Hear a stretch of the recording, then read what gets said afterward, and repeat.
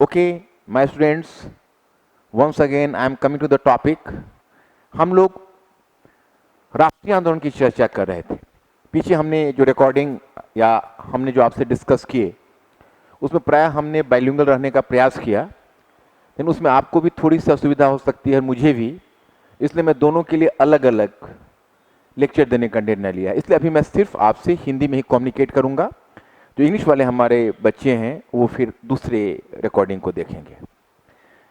आज हमारी चर्चा का विषय होगा गांधी, और विशेष रूप से मैं इस टॉपिक पर ध्यान देना चाहूंगा कि गांधी के बिना हमारी स्वतंत्रता का स्वरूप क्या होता। लेकिन अगर हम गांधी के बिना भारतीय स्वतंत्रता का स्वरूप क्या होता है इस पर विचार करना चाहेंगे तो हमें इस पूरे टॉपिक को 3 अलग भागों में बांटकर देखना होगा।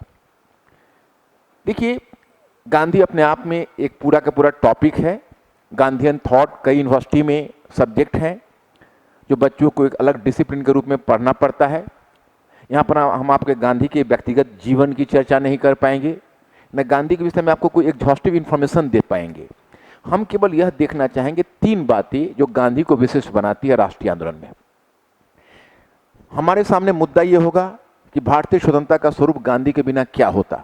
इसे समझने के लिए 2 बातें हमें और भी समझनी पड़ेगी। पहली बात कि गांधी ने भारतीय राष्ट्रीय आंदोलन में क्या नवाचार लाया, यानी क्या इनोवेशंस गांधी के द्वारा लाए गए।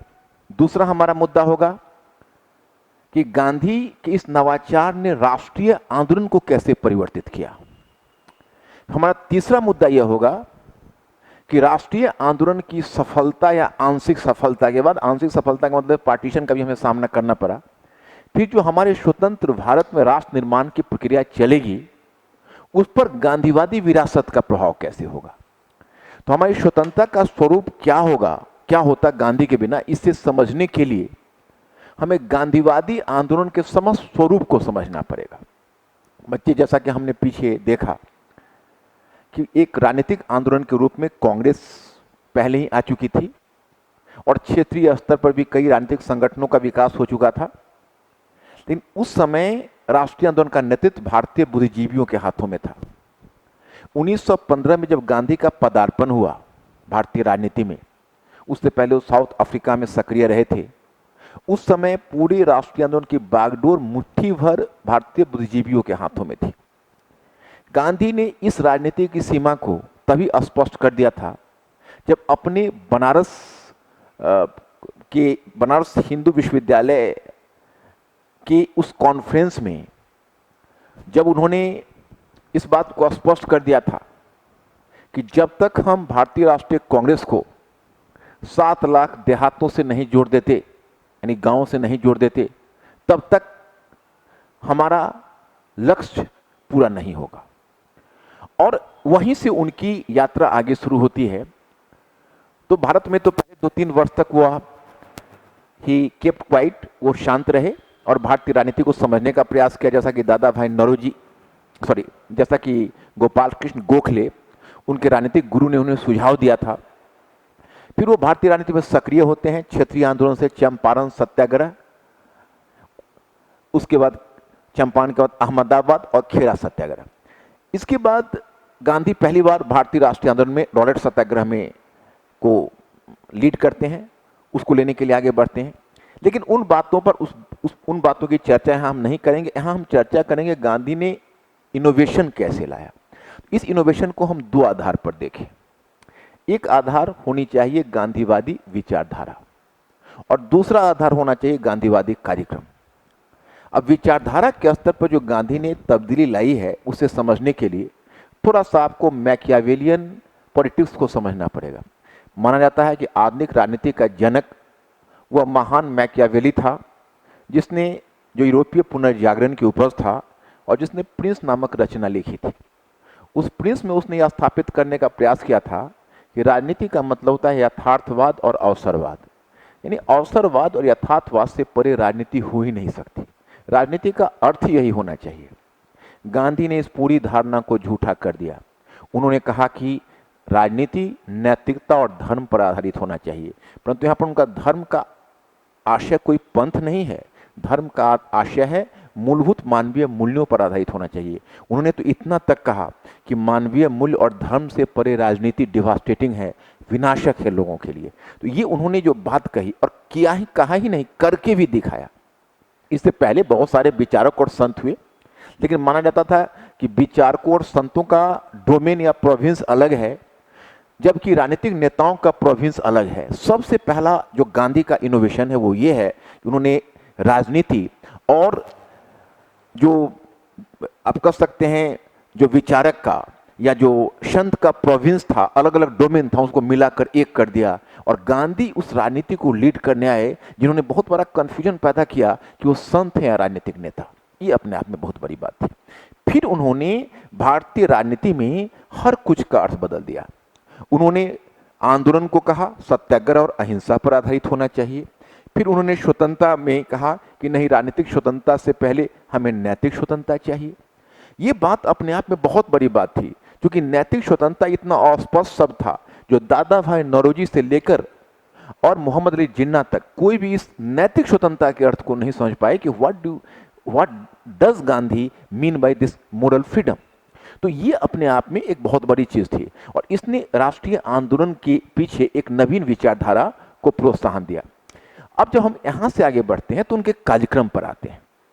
कार्यक्रम में उनका कार्यक्रम बिल्कुल ही पुराने कार्यक्रम से अलग था। उन्होंने अहिंसा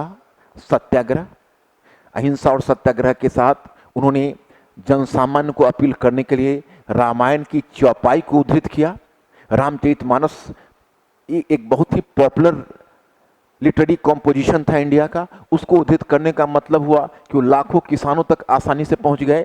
फिर ट्रेन के तीसरे दर्जे में सफ़र करना भी अपने आप में निराली चीज़ थी, क्योंकि उस समय राजनीतिक नेता का मतलब होता था एक तरह का political eliteness. You will be surprise to know that कि कहा जाता है कि जब फिरोज शाह मेहता जब कहीं जा रहे होते थे तो ट्रेन में एक स्पेशल सैलून लगता था उनके लिए।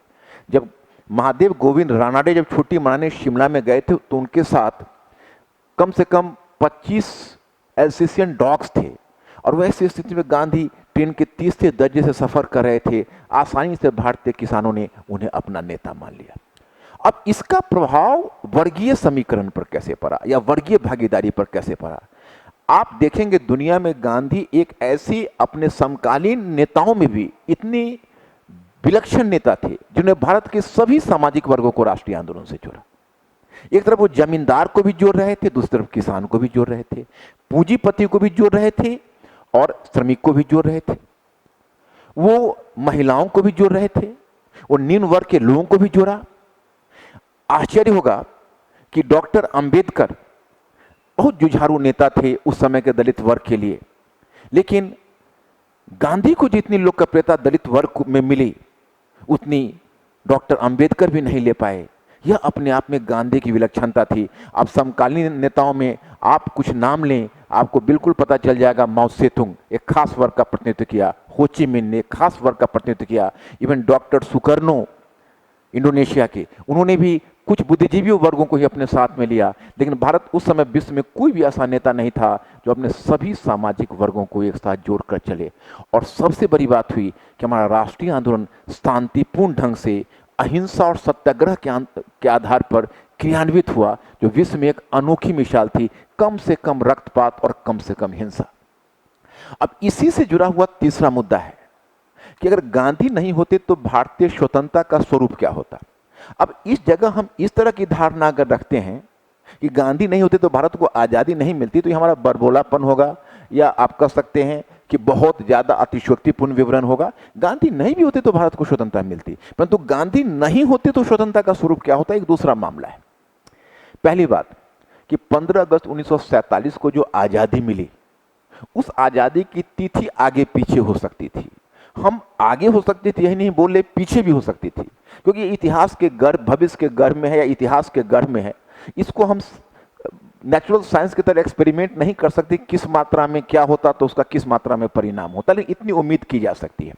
दूसरा, हम अनुमान कर सकते हैं अगर गांधी नहीं होते तो भी राष्ट्रीय आंदोलन पर इसका एक भारतीय स्वतंत्रता पर एक अन्य प्रभाव पड़ता, और वह यह कि ये जो सत्ता का हस्तांतरण जितने शांतिपूर्ण ढंग से हुआ संभव है उतने शांतिपूर्ण ढंग से नहीं होता, इसमें अधिक रक्तपात और हिंसा की गुंजाइश होती। ये बहुत ही कॉमन पॉइंट है जो कोई भी व्यक्ति समझ सकते हैं।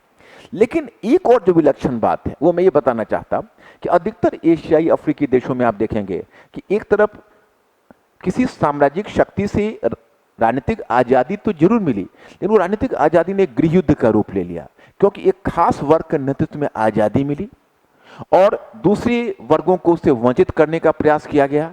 तो परिणाम क्या हुआ कि उसमें आपसी सहमति नहीं बनी और देखते ही ये नव स्वतंत्र देश एक गृह युद्ध का शिकार हो गया। भारत में आपसी सहमति से आंदोलन हुआ था और बहुत हद तक इस सहमति को गांधीवादी आंदोलन ने बनाने का प्रयास किया था। इसलिए आप देखेंगे कि जितना शांतिपूर्ण ढंग से भारतीय संविधान का निर्माण हुआ, 3 वर्षों तक संविधान सभा में खुली बहस होती रही।